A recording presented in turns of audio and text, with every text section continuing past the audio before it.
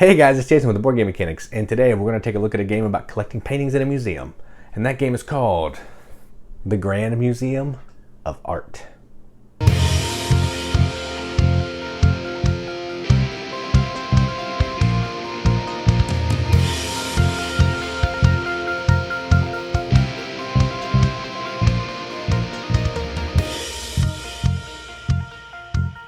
The Grand Museum of Art is a game for 2 to 4 players from Today is Art Day, which I don't think they're a board game company. They spend a lot of time on their social media pages talking about paintings and art, hence the name, and art Funko Pops and stuff like that. So I'm not sure if they're in the board game business in general, but they do have this one.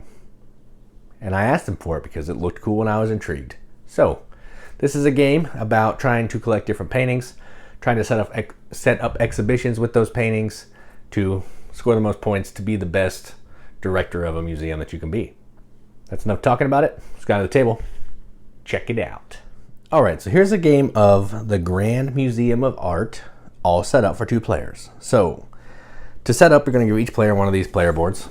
They're not different. It's just this one is going to show you kind of what you're going to do on setup, which I'll kind of go through in a little bit, and what all the spaces do. So I'm not going to have them on the camera just because they take up a lot of space, but each player would have one of these. You're going to give each player also one of these really nice pawns. So this is David from Michelangelo, I believe. And this is the Thinker. And I'm not sure who the artist is, but, reminds me of Grumpy Old Men, which is one of my favorite movies. So, and then they're going to start on the Museum Cafe. So to complete setup, in a 2-player game, it's going to have a different amount of artwork cards. So in a 2-player game, each player is going to go through the big stack of artwork cards and find 16 cards that they want to use. So I just randomly did it, but that's how you would normally play it. So say that player picked these 16, this player picked these 16. Then you're going to put them in the deck right here, maybe give them a shuffle. And you're also going to have 5 of these cards per player. You'll kind of look at them the same way, pick them, put them in a deck. That's the exhibition cards. There's going to be 1 insurance card per player. So in this case, we have 2. We have all the chance cards, all the misfortune. Then there's going to be some end of game cards, which are going to trigger when all of these cards are gone. There are 5 rounds left to play. So those are going to kind of be irrelevant for now. A die, because this is a roll and move, and a book of questions, which is going to come in handy when we get into some spaces of the board. All right, so let's just go ahead and play. So David's going to go first. So David is going to roll the die. Then we're going to move. So let's keep this handy dandy thing ready so I can tell you what the spaces do. So 6, we're going to move clockwise through the doors. So 1, 2, 3, 4, 5, 6, misfortune. And artwork restore notices that one of the paintings in your collection needs repair. The player to your right decides which painting goes back in the pile. So no one has any paintings, so that misfortune is not really a big deal, but kind of a waste of a turn because you want to get some paintings. Next is the Thinker. They'll go 5. 1, 2, 3, 4, 5. So they're going to get an insurance. So I'll show you what insurance does. This is going to protect you from exchanges, theft, and misfortunes, which are bad. So if you land on one of those spaces, you can put this card back in the pile and protect yourself from it. So that's pretty cool. So this will stay up face up in front of the player. I'll put the Thinker right there. If you can see that. I don't know if you can or not. That is David's turn. 1, going to do a theft.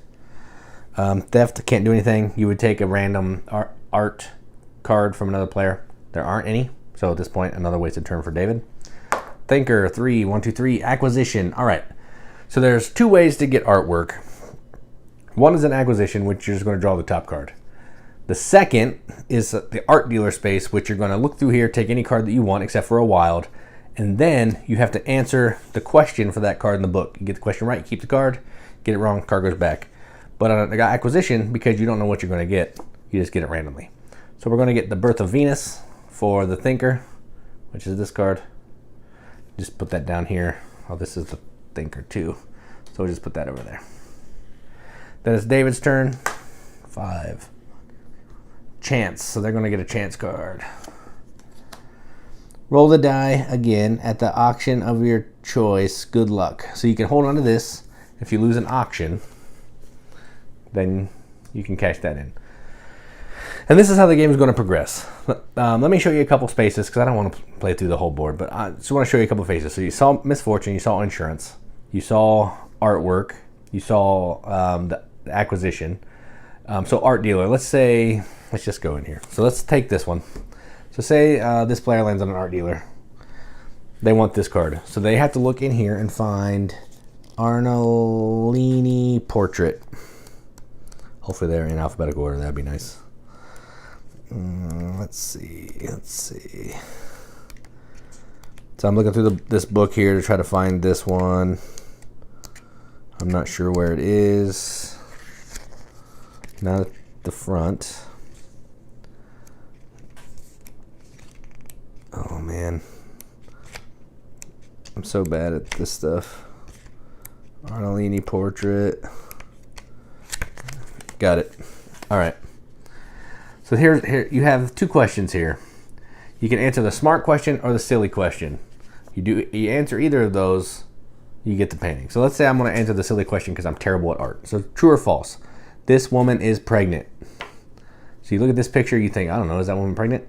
Then I say true. Then I'll turn it over. Silly, false. She just appears to be because of the fashion and attire. So she's false. She's not pregnant. So I don't get this card. It goes back onto the stack, on the bottom of the stack. So that's how art dealer works. Next would be the exhibition. So let's say I land on exhibition. What you're going to do here is you're going to take the top card. You have three choices. You can take an exhibition card, the top card. You can get rid of one that you have if you don't want it, or you can complete an exhibition. So what completing an exhibition means is if I had these three paintings in front of me, or some combination of these three paintings using up to 2 wilds, I could complete this exhibition. I would get 9 points at the end of the game. The cards would be safe from being stolen because they're on display in my museum. So take one, put one back in the bottom, complete an exhibition. That's how that works. Next thing you can do is you can theft or exhibition. Theft is where you can steal a random painting from someone else. Auction. Let's show you auction. Auction's easy. You're gonna look through here. You're gonna find a card that you want. So let's say we want to auction off this wild card. Starting with the player who landed on the space, so in this case David, we'll roll 1, then the thinker 1, tie, so we'll roll again, I think. Yep, so David, thinker 4. So David gets the card. Pretty easy. You just take it, put it into your display. Whoever rolls the highest die gets the card. Easy as that. Acquisition, auction, chance, art dealer. The museum cafe and the museum shop are just basically free spaces. They don't do anything. And I think I've shown you everything here. So that's how the game's going to progress. Once all of these are gone, then these will come into play. It's going to kind of show you that there are 5 rounds left, and certain spaces are now going to become exhibition or theft spaces. So you can't do acquisition because there's no more cards to take. And then once all these are gone, you're going to end the game. You're going to count up all the points on your paintings. So in this case, this player has 0. This player would have 4, so on and so forth. And any exhibitions they completed. So if they completed that one, they'd have 13. Any unfinished exhibitions, you lose that many points. So that's kind of why you might want to put them back on the bottom of the stack when you know you're not going to be able to finish it.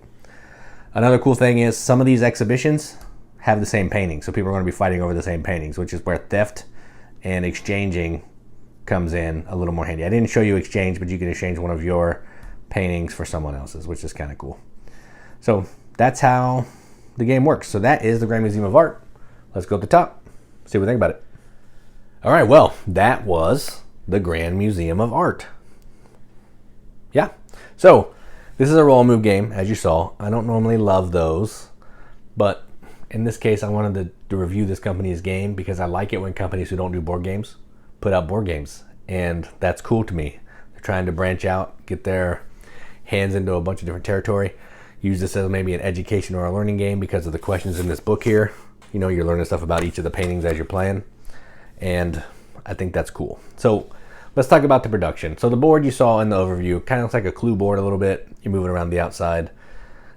It's not flashy, but it gets the point across. It tells you what all the spaces do. There's some little courtyard areas. It's functional. It's nice quality board, but it's functional art. The artwork cards are really nice, except for the wild card, you know, just boring. But it has so many paintings, like the dance class from Degas, girl with the pearl earring. I mean, these are classic paintings. I don't know who that guy is, so I'm not going to talk about it. The kiss. I mean, this is just classic stuff here. The disrobing of Christ. I mean, so many paintings. There's stacks of paintings, and you're only going to play with so many of them each game, which is really cool. So just the sheer number of paintings in this game and having the actual authentic pictures is really neat to me. But the best part are these player tokens. These are amazing. They feel like you know, like a statue, a sculpture.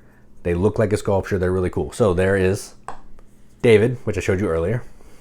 There is the Thinker, which you didn't see too well, but I think everybody knows what the Thinker is. There is the Venus de Milo, which is this one.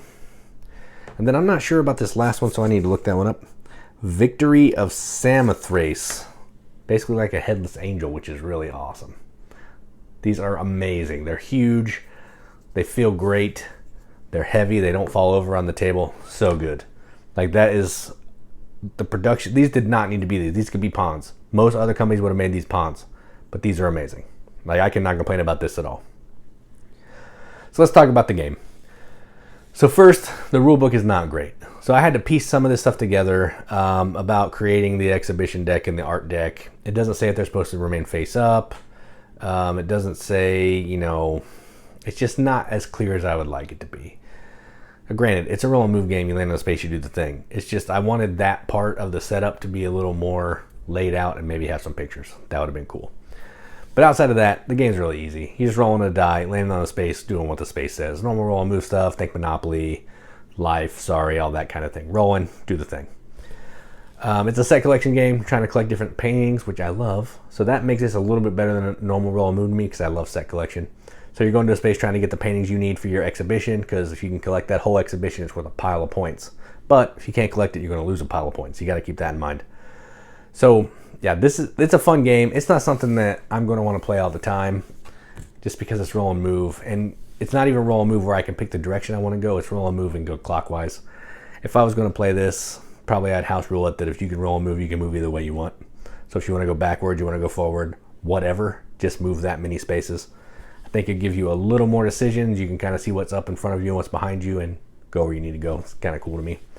Also, I know this is an educational game, and I appreciate that, but these questions, I don't know any of this stuff. You saw it. I couldn't even guess if that lady was pregnant in the overview. That's terrible. I'm awful. So that's not my jam. So when I play this, I'll probably just, you know, when you do the art dealer space, we'll ask the question. You get it right or get it wrong. I'm going to keep the card, because 95 to 99% of the time, I'm not going to know what these answers are. But I want the game to be fun, and I want to, you know, collect some beautiful paintings and put up some exhibitions. So I shouldn't be hindered by not knowing the answer to make that happen. So just for my future plays, we'll read the questions and have a good time, but I'm not going to make it so I don't get the painting, because that's rough. That's brutal. Yeah, so those are my thoughts on the Grand Museum of Art. I like it. It's fun. If you like roll and move games, this will be something that would be right up your alley, and something you can play with your family, something you could play with in school. Art class, this is a perfect game. Getting a whole bunch of paintings, you can learn about the paintings. Definitely awesome for that. So I'm Jason with the Board Game Mechanics. That was the Grand Museum of Art from Today is Art Day. And as always, keep gaming.